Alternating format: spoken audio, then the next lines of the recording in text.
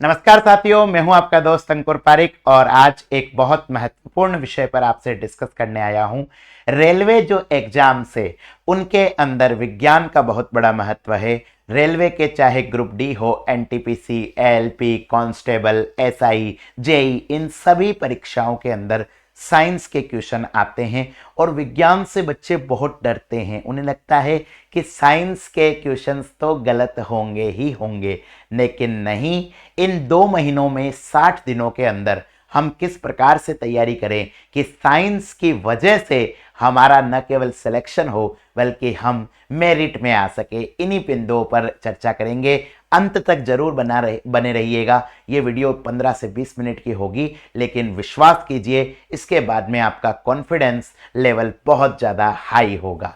तो दोस्तों, आज की हम इस वीडियो के अंदर चर्चा करेंगे कि रेलवे एग्जाम्स के अंदर साइंस से कौन सी परीक्षा में कितने प्रश्न आते हैं, प्रश्नों के किन टॉपिक से आने की संभावना बहुत होती है, क्योंकि बहुत बड़ी साइंस है। Physics, chemistry, biology, environment, technology, हमें क्या पढ़ना है ये भी तो जरूरी है।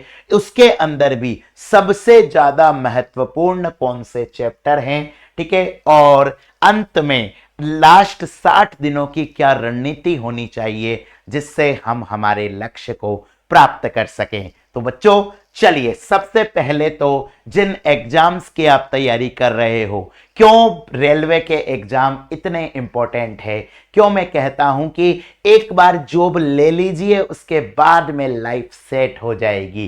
क्यों ALP, group D, technician, RPF, constable, SI, junior engineer, ये जितनी भी परीक्षाएं हैं जिससे आप इंडियन रेलवे के कर्मचारी बन जाएंगे, जिससे आप भारत सरकार के, भारतीय रेल के कर्मचारी बन जाएंगे, उसका क्या महत्व है। सबसे बड़ा महत्व तो यही है कि भैया इस बेरोजगारी के टाइम पर आपके पास में होगी एक गवर्नमेंट जॉब। आप सभी को पता है कि सरकारी नौकरी का कितना महत्व है। खासकर कोविड के टाइम पर पता चला था कि जितने भी प्राइवेट सेक्टर के लोग थे उनका काम रुक गया, लेकिन सरकार ने घर बैठे बैठे ही सरकारी कर्मचारियों को तनख्वाह दी। इसलिए आज भी निसंदेह रूप से गवर्नमेंट जॉब का बहुत बड़ा महत्व है। गवर्नमेंट जॉब में भी सेंट्रल गवर्नमेंट और उसमें भी रेलवे का जॉब होना मतलब अपने आप आपको मिलेगा स्थायित्व, स्थायित्व आपको मिल जाएगा, ठीक है। उसके बाद में भटकना नहीं पड़ेगा, ठीक है। और साथ साथ में रेलवे की हायरार्की इस प्रकार से बनी हुई है, रेलवे का वर्क कल्चर इस प्रकार से है कि भैया आपका टाइम टू टाइम प्रमोशन होगा, आपकी पोस्ट भी बढ़ेगी और साथ में सैलरी भी बढ़ेगी, ठीक है। मान भी होगा, सम्मान भी होगा, आर्थिक लाभ भी होगा। वर्क कल्चर भी बहुत अच्छा है। प्राइवेट जॉब जैसा नहीं है कि हमेशा सिर में टेंशन हो, ठीक है। आपका एक पर्टिकुलर काम होगा, टाइम होगा, उसके अलावा आप फ्री हो। गवर्नमेंट की तरफ से छुट्टियां भी काफी ज्यादा मिलती है। और सबसे बड़ी जो इन एग्जाम्स की विशेषताएं हैं, खासकर उन बच्चों के लिए जिनका सपना है सर आईएएस पास करना, पीसीएस पास करना, किसी बड़े एग्जाम में जाना, उनके पास में प्रिपरेशन का पर्याप्त समय मिलेगा। बहुत सारे ऐसे विद्यार्थी मैं खुद जानता हूं जिन्होंने रेलवे के अंदर एएलपी में जॉब ली थी और उसके बाद में यूपीपीसीएस, आरएस, एमपीपीसीएस जैसे एग्जाम, सिविल सर्विस के एग्जाम भी लिखाने हैं। क्यों? क्योंकि दूसरे एग्जाम, जिन एग्जाम्स के अंदर अनसर्टेनिटी बहुत ज्यादा होती है, ठीक है, आपको पता नहीं है आप कितने अटेम्प्ट दोगे तब होगा। प्लस पीसीएस परीक्षा जैसे कि यूपीपीसीएस, आरएस, इनके लिए कहा जाता है पंचवर्षीय योजना लेकर चलो। तो एक लेवल के बाद में आपके पेरेंट्स भी आपको सपोर्ट नहीं करेंगे, आपका कॉन्फिडेंस भी हिल जाएगा। लेकिन आपके पास में एक जॉब है, आपके पास में महीने के 25-30 हजार रुपए आ रहे हैं, आपका पता है कि मेरा कैरियर स्थायी है, तो बिना लोड लिए हुए, बिना दबाव लिए हुए आप तैयारी कर सकते हो। और जैसा कि मैंने आपको बताया, यहां का वर्क कल्चर इतना अच्छा होता है कि आपको प्रिपरेशन का पूरा टाइम मिलेगा। इसीलिए मैं ये कहता हूं, मत चूको चौहान। कई विद्यार्थियों के मन में आता होगा, अरे सर मैं रेलवे का एग्जाम क्यों दूं, मैं एलपी के अंदर क्यों पास हूं। अरे भैया आज का टाइम ऐसा है कि जॉब पाना ही बहुत बड़ी बात है। ठीक है, आपका जो सपना है, ठीक है, बेशक आप आईएएस तक भी जा सकते हो, लेकिन उसकी पहली सीढ़ी होगी ये एग्जाम्स। और इन एग्जाम्स में सबसे बड़ा रोल होता है विज्ञान का, साइंस का। सबसे पहले तो भैया साइंस क्या है, बहुत ज्यादा स्कोरिंग सब्जेक्ट है। विज्ञान के अंदर आप मेहनत करके पूरे में से पूरे परसेंट ला सकते हो। ठीक है, पूरे में से पूरे प्रश्न सही हो सकते हैं।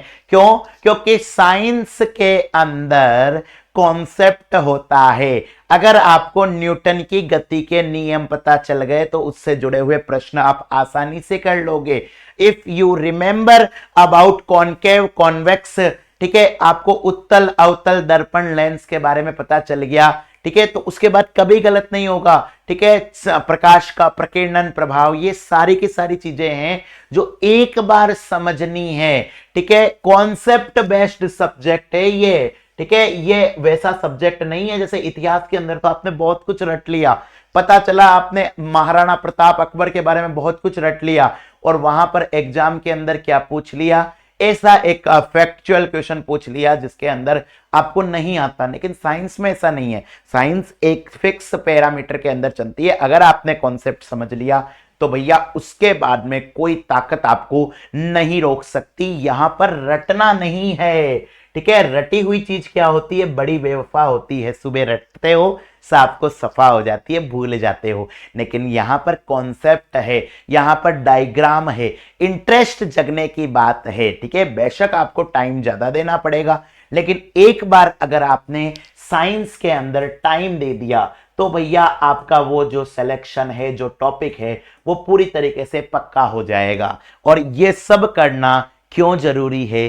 क्योंकि भैया ये मेरिट और रैंक डिसाइड करती है सब्जेक्ट। साइंस एक ऐसा विषय है जो आपकी मेरिट डिसाइड करेगी। देखिए, मैथ सब पढ़ेंगे, इंग्लिश सब पढ़ेंगे, रीजनिंग सब पढ़ेंगे, बाकी जीके के टॉपिक भी सब पढ़ेंगे, आजकल करंट अफेयर भी सब पढ़ते हैं, लेकिन भैया विज्ञान सबके बस की बात नहीं है। साइंस ऐसा टॉपिक है जिसको अगर आपने ढंग से पढ़ लिया, अगर आपने साइंस के जो 3-4 क्वेश्चन बहुत कठिन आते हैं वो सही कर लिए, कठिन मतलब कॉन्सेप्ट के हिसाब से कठिन, ठीक है, वो आपने टाइम देके सही कर लिया, तो भैया आपका सिर्फ सिलेक्शन ही नहीं होगा, आप रैंक में आएंगे, आप टॉप मेरिट डिसाइडर होंगे। ठीक है, आपके लिए ये एक कॉन्फिडेंस बूस्टर का काम करेगी ये सब्जेक्ट। इसीलिए मैं कहता हूं साइंस का बहुत ज्यादा महत्व है। चलिए अब आपको बताते हैं कि रेलवे की जितनी भी पेपर्स हैं उनके अंदर साइंस का क्या वेटेज है। देखिए, कई सारी परीक्षाओं के अंदर तो सिलेबस में साफ दे रखा है, जैसे ग्रुप डी हो गया, एलपी हो गया, ठीक है, टेक्नीशियन हो गया, इनमें साफ साफ दे रखा है कि विज्ञान से इतने क्वेश्चन हम पूछेंगे। लेकिन किंतु परंतु कई एग्जाम ऐसे हैं जिनके अंदर जनरल अवेयरनेस के अंदर ही साइंस है। ठीक है, जैसे एनटीपीसी हो गया। तो यहां पर जब हमने पुराने पेपर्स का एनालिसिस करा तो पाया कि यहां पर भी सबसे बड़ा वेटेज किसका आ रहा है, साइंस का ही आ रहा है। जैसे अगर अपन एनटीपीसी सीबीटी 1 देखें तो लगभग 7 से 8 प्लस माइनस 2 हो सकते हैं। ठीक है, लगभग 7 से 8 क्वेश्चन आपके विज्ञान के बैठते हैं। ठीक है, इसी तरीके से सीबीटी 2 में ये वेटेज और ज्यादा बढ़ जाता है, 13 से लेकर 14 प्रश्न तक होता है। ग्रुप डी के अंदर अलग से ही मेंशन है, साइंस के आपके 25 क्वेश्चन है। एलपी सीबीटी 1 के अंदर 20 क्वेश्चन है। टेक्नीशियन का एग्जाम देखें तो यहां पर भी आपके 20 प्रश्न साइंस से आते हैं। कांस्टेबल के अंदर 20 से 22 और एसआई के अंदर 20 से 22 क्वेश्चन है। यहां पर भी अलग से सिलेबस के अंदर साइंस नहीं दे रखा है, ये जनरल अवेयरनेस के अंदर शामिल है। और आरआरबी जेई सीबीटी 1 के अंदर 30 क्वेश्चन है, यानी कि भैया एक बहुत बड़ा वेटेज साइंस का है। प्लस लेकिन फायदा क्या है, लगभग, ठीक है, ऑलमोस्ट जितना भी एग्जाम्स का ये पैटर्न है सब में सेम सिलेबस है, सबके अंदर समान पाठ्यक्रम है। ठीक है, यहां पर ये तो है नहीं कि डिटेल्ड सिलेबस दे रखा है कि इस टॉपिक से क्वेश्चन आएंगे, लेकिन फिर भी हमने रिसर्च करा है कि किन टॉपिक से सबसे ज्यादा प्रश्न आने की संभावना है। तो यहां पर जब हम देखते हैं तो सबसे ज्यादा कौन से टॉपिक या चैप्टर्स आपको पढ़ने हैं जो इंपॉर्टेंट है। ठीक है, तो सबसे ज्यादा भैया सबसे इंपॉर्टेंट जो टॉपिक है साइंस में वो होता है बायोलॉजी। बायोलॉजी से सबसे ज्यादा क्वेश्चन आते हैं, आप मानकर चलिए 40 से 50% क्वेश्चंस अकेले बायो से आते हैं। बायो के अंदर भी कौन कौन से टॉपिक सबसे इंपॉर्टेंट है? सबसे पहला है ह्यूमन बॉडी। ह्यूमन बॉडी का मतलब होता है मानव शरीर। ठीक है, क्या है इसका मतलब? मानव शरीर, हमारे शरीर के जितने भी ऑर्गन्स है, ठीक है, पाचन तंत्र, श्वसन तंत्र, जनन तंत्र, उत्सर्जन तंत्र, कोशिका, उत्तक, अंग तंत्र, शरीर, ठीक है, ह्यूमन बॉडी से रिलेटेड क्वेश्चंस काफी आते हैं। डाइजेस्टिव सिस्टम के आपको पूछ लिया कि इनमें से कौन कौन से ऑर्गन है, हमारी ग्लैंड कौन सी है, ग्रंथियां कौन सी है, इनसे रिलेटेड क्वेश्चंस आते हैं और 100% आते हैं। उसके बाद में एक टॉपिक आता है एनिमल किंगडम, जानवरों का जो वर्गीकरण है। ठीक है, जो एनिमल किंगडम है, जो क्लासेज है, उनसे रिलेटेड क्वेश्चन आते हैं। बहुत ही सिंपल टॉपिक है, एक बार आपको पढ़ना है। प्लेटीहेलमिन्थेस क्या होता है, ठीक है, पेरिफेरा क्या होता है, ये सारी चीजें, एक टेंशन मत लीजिए, बताएंगे आपको डिटेल में, आपको कतई घबराने की जरूरत नहीं है। उसके बाद में जो टॉपिक है वो प्लांट्स का है, इसको अपन बॉटनी बोल सकते हैं। ठीक है, जो बॉटनी है यानी कि जो पादप विज्ञान है, उनसे भी क्वेश्चन आते हैं, बहुत सिंपल आते हैं, ज्यादा डिटेल में आपको नहीं जाना है। ठीक है, इवन मैं तो कहूंगा 11th 12th से भी नहीं पढ़ना है, 9th 10th के अंदर जो 2-4 है, जैसे प्लांट सेल हो गए, ठीक है, उत्तक हो गए, टिश्यू हो गए, ठीक है, इन सब से रिलेटेड क्वेश्चंस आते हैं। उसके बाद में रेलवे का जो फेवरेट टॉपिक है वो है भैया आपके रोग, बहुत सारे बीमारियां, और बीमारियों में भी एक क्वेश्चन आता है, निम्न में से कौन सा बैक्टीरियल डिजीज है, कौन सा फंगल डिजीज है, किस बीमारी का लक्षण आनुवांशिक है, कौन संक्रामक रोग है, कौन गैर संक्रामक रोग है। ठीक है, ये सारी की सारी चीजें आएगी। और यहां पर मैं आपको बताता हूं कि आपको ट्रिक का सहारा लेना चाहिए। ठीक है, इसी चैनल पर मैं आपको एग्जाम विद अरिहंत पर टाइम टू टाइम जब क्लासेस लेता हूं अलग अलग जगह, तो मैं आपको ट्रिक बताता हूं और भी आगे आपको बताएंगे। ट्रिक से ये पूरा का पूरा टॉपिक आपका हो जाएगा। और उसके बाद में आता है न्यूट्रिशन, पोषण, जो हम खा रहे हैं क्या वो हमारे शरीर को लग रहा है, विटामिन, ठीक है, प्रोटीन, कार्बोहाइड्रेट, लिपिड, कौन सा भोजन का तत्व पदार्थ है जो इनका सोर्स होता है, इनकी कमी से क्या होता है, अधिकता से क्या होता है, एक ह्यूमन डाइट क्या होती है, इन सब से रिलेटेड क्वेश्चन आएंगे। तो बायोलॉजी के ये इंपॉर्टेंट टॉपिक है। बायो के बाद में दूसरे नंबर पर जिस सब्जेक्ट का सबसे ज्यादा वेटेज है, और कुछ एग्जाम जैसे जेई वगैरह में बायो के बराबर जिसका वेटेज है, वो है फिजिक्स यानी कि भौतिक विज्ञान।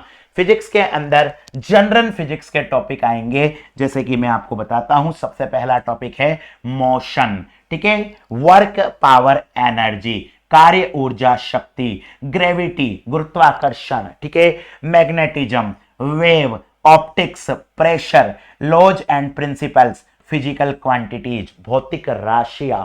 ठीक है, एकदम सिंपल क्वेश्चन पूछ लिया, इसकी वीमा क्या है, इसका मात्रक क्या है, यूनिट्स एंड मेजरमेंट। ठीक है, ज्यादातर टॉपिक आप देखेंगे 9th 10th की किताबों में एनसीईआरटी के अंदर दिए हुए हैं। इसके अलावा एक रामबाण में लास्ट में आपको बताऊंगा, हमारे अरिहंत पब्लिकेशन के द्वारा, ठीक है, सर ने बहुत शानदार कंटेंट तैयार करा है आपके फिजिक्स के लिए या पूरी की पूरी साइंस के लिए। फिजिक्स का ये जो पूरा कंटेंट है, बायो में तो फिर भी आपको कई चीजें रटनी पड़ेगी, बायो में तो फिर भी फैक्ट आपको रटने पड़ते हैं, लेकिन फिजिक्स पूरी की पूरी समझनी पड़ती है। ठीक है, और इसके अलावा कुछ जो टेक्निकल पेपर हैं जैसे जेई हो गया, उनके अंदर न्यूमेरिकल भी पूछते हैं, लेकिन बाकी सारे पेपर्स के अंदर कॉन्सेप्ट पे क्वेश्चन आते हैं। उसके बाद में तीसरे नंबर पर जो है वो आपकी केमिस्ट्री है। ठीक है। केमिस्ट्री अच्छी होनी चाहिए, तभी जिंदगी चलती है, तभी सिलेक्शन होता है। केमिस्ट्री के अंदर आपके टॉपिक आ जाएगा एटॉमिक स्ट्रक्चर, परमाणु की संरचना, metallurgy, chemical bonding, organic chemistry, और इसके बाद में सबसे इंपॉर्टेंट टॉपिक जिससे लगभग 1 से 2 क्वेश्चन शर्तियां लिख कर ले लो परीक्षा में आते ही आते हैं, सामान्य जीवन में विज्ञान, केमिस्ट्री इन एवरीडे लाइफ। ठीक है, बहुत सिंपल क्वेश्चन भी आ जाते हैं, जैसे टमाटर में कौन सा अम्ल है। ठीक है, जैसे अम्ल, क्षार, लवण क्या हो गया। ठीक है, किसी आपका पदार्थ दे दिया, इसका रासायनिक नाम क्या है। पेरियोडिक टेबल से रिलेटेड क्वेश्चन आ जाते हैं, जो फिर से मैं कहूंगा बेसिक है। तो साइंस के अंदर, ठीक है, बेसिक आपका मजबूत होना चाहिए। बार बार एक ही चीज आपको ध्यान रखनी है, बेसिक जितना मजबूत आपका बेसिक होगा उतना ही आप बेटर काम कर पाएंगे। चलिए, इनके अलावा कुछ क्वेश्चंस आते हैं आपके इकोलॉजी एंड इन्वायरमेंट से। इकोलॉजी एंड इन्वायरमेंट से भी कुछ क्वेश्चन आते हैं, पर्यावरण एवं पारिस्थितिकी से, जैसे फूड वेव आ गया, खाद्य जाल आ गया, प्रदूषण आ गया, पॉल्यूटेंट्स आ गए, प्रदूषक आ गए। इसके अलावा इकोलॉजी ईवीएस के अलावा आपके कुछ क्वेश्चन आते हैं टेक्नोलॉजी के, या फिर इसको मैं कह दूं करंट अफेयर के, जैसे सैटेलाइट, कोई भारत सरकार ने कोई नया उपग्रह प्रक्षेपित करा। ठीक है, भारत सरकार का नया सागरयान मिशन हो गया, मंगलयान हो गया, कोई डीआरडीओ के द्वारा नई खोज हुई है। ठीक है, कोई हमारा इसरो ने कोई नया अचीवमेंट हासिल करा है, आईसीएमआर के द्वारा कोई नई दवाई बनाई गई है, इनसे भी क्वेश्चन आते हैं। तो बेसिकली ये जो टेक्नोलॉजी और करंट अफेयर का जो टॉपिक है, इसके लिए आपको क्या करना है, इसके लिए आपको कुछ नहीं करना है। सुबह हमारे एग्जाम विद अरिहंत चैनल पर करंट अफेयर की क्लास होती है, उन क्लासेज को आप डेली लीजिए। निसंदेह रूप से आपके लिए ये क्लासेज बहुत ज्यादा फ्रूटफुल रहेगी। ठीक है, तो ये टोटल मैंने आपको बता दिया है। सबसे ज्यादा वेटेज बायो का है, बायो के बाद में भैया फिजिक्स का है, फिर केमिस्ट्री का है। इनके अंदर भी कौन कौन से टॉपिक आपको डिटेल से पढ़ने हैं। चलिए, उसके बाद में आता है कि अब हमारे पास में लगभग 2 महीने हैं, तो उसके अंदर हमें क्या रणनीति अपनानी है। देखिए, डायरेक्ट पढ़ना स्टार्ट मत करिए, डायरेक्ट पढ़ना एक बेवकूफी हो जाती है, क्योंकि पता ही नहीं है कैसे पढ़ना है। सबसे पहले तो भैया आपके पास में, ठीक है, दिन के 3 से 4 घंटे निकालिए, क्योंकि अब आपको सोना नहीं है।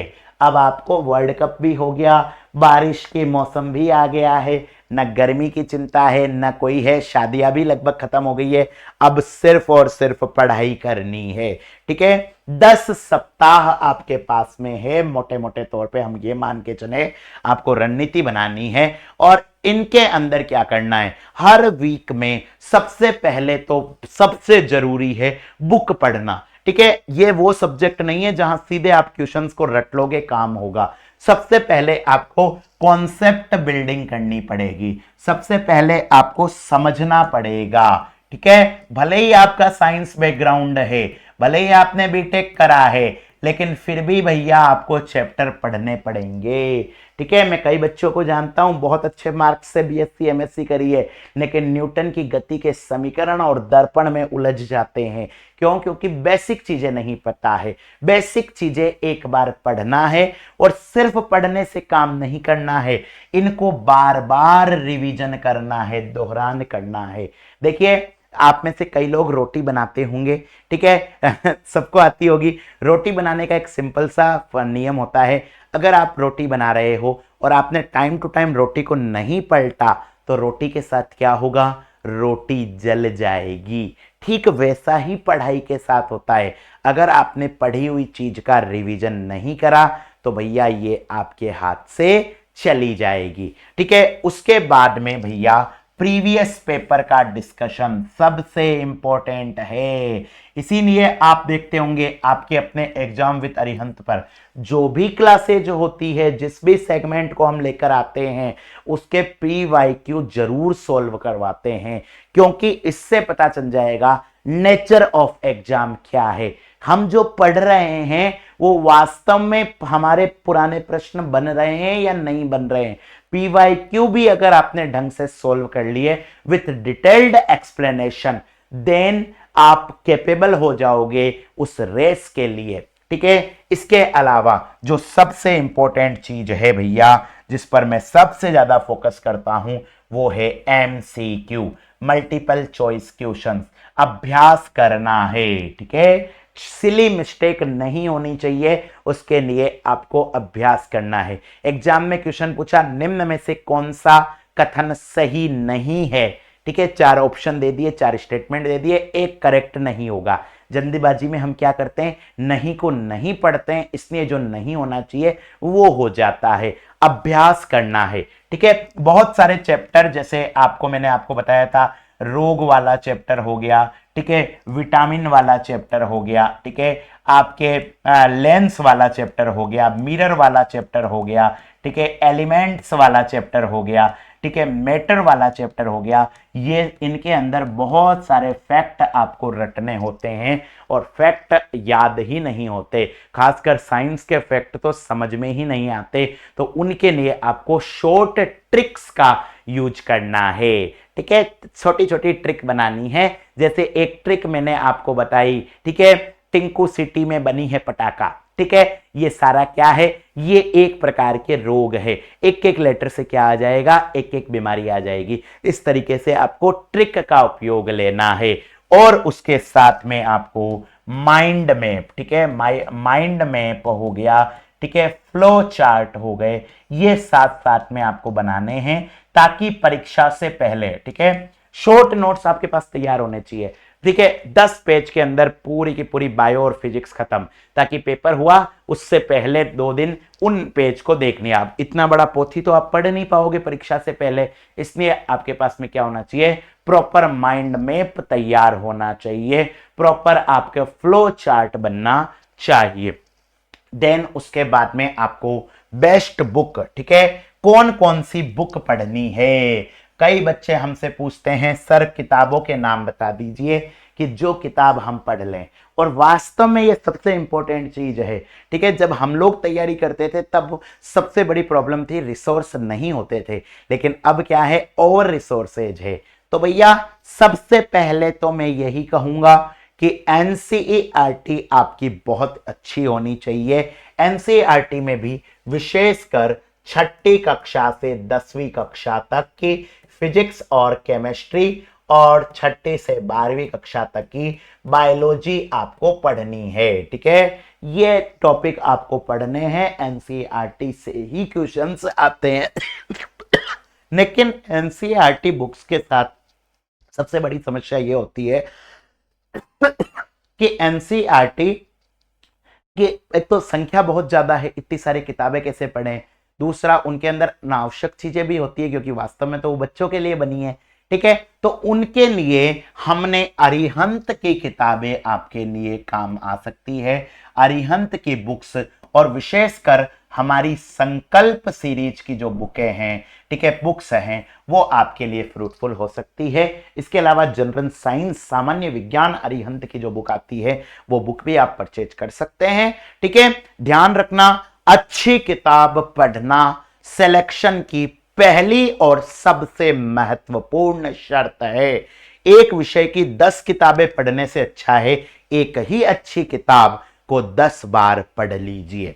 चलिए, तो जब बुक्स की बात आई है, तो आपके लिए जो बुक्स है, जो रेलवे के जितने भी एग्जाम से, उन सब के लिए फ्रूटफुल होगी, वो हमारी संकल्प रेलवे 2024 की बुक्स है।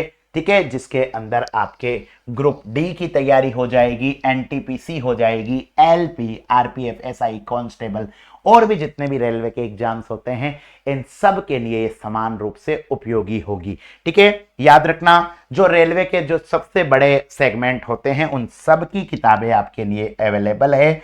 सबसे पहले तो भैया आपके लिए ये वाली सामान्य जागरूकता, ठीक है, जनरल अवेयरनेस की हमारी बुक है। उसके अलावा रीजनिंग, ठीक है, क्योंकि रीजनिंग का बहुत बड़ा वेटेज है, रीजनिंग की बुक हो गई। देन भैया आपके मैथ्स की बुक हो गई, और इसके अलावा स्पेशली जिसकी आज हमने चर्चा करी है, सामान्य विज्ञान की किताबें हैं। इन बुक्स को पढ़कर आप अपने सपनों को पूरा कर सकते हो। ठीक है, सबसे बढ़िया बात क्या है, इस बुक का संपूर्ण वीडियो कोर्स, ठीक है, इन चारों बुक्स का, ठीक है, संपूर्ण वीडियो कोर्स आपके लिए निशुल्क होगा। ठीक है, यही नहीं, अरिहंत की बुक्स को लेकर आपको और क्या क्या मिलने वाला है, ऑनलाइन टेस्ट पैकेज आपको मिलेगा, 3 महीने का करंट अफेयर मिलेगा, 24/7 डाउट सॉल्विंग फैसिलिटी होगी, chapter wise topic wise RRB के पीवाईक्यू का कवरेज होगा पिछले साल तक का, 2023 का, 100% इनका एक्सप्लेनेशन होगा, सिर्फ प्रश्न बता के उसका उत्तर नहीं बताया जाएगा, उसका डिटेल्ड एक्सप्लेनेशन होगा, और क्विक रिवीजन नोट्स आपके लिए उपलब्ध कराया जाएगा। तो ये संकल्प सीरीज आपके लिए फ्रूटफुल साबित होगी। चलिए, उसके अलावा परीक्षा में आपको सफलता प्राप्त करनी है, ठीक है, रेलवे ही नहीं, किसी भी परीक्षा में अगर आपको सफल होना है तो मैं बार बार ये कहता हूं, अच्छी किताबें पढ़नी चाहिए, और हम लोगों ने, अरिहंत परिवार ने बहुत मेहनत करके आपके लिए कुछ अच्छी बुक्स बनाई है। जैसे जनरल अवेयरनेस के लिए ये हमारी 2 बुक है, जनरल नॉलेज 2025, ठीक है, मनोहर पांडे सर के द्वारा लिखित बुक है। उसके अलावा, ठीक है, 14,000 से ज्यादा MCQ मल्टीपल चॉइस क्वेश्चंस। मेरा वादा है आपसे, अगर आपने ये किताब डिटेल्ड सॉल्व कर ली तो आप किसी भी एग्जाम में जीके जीएस की वजह से नहीं रुकोगे। उसके बाद में भैया मैथमेटिक्स की हमारी किताब है, how to crack test of arithmetic, बहुत फ्रूटफुल बुक है। और उसके अलावा how to crack test of reasoning, ये सभी कॉम्पिटिटिव एग्जाम्स की बुक है। इनको आप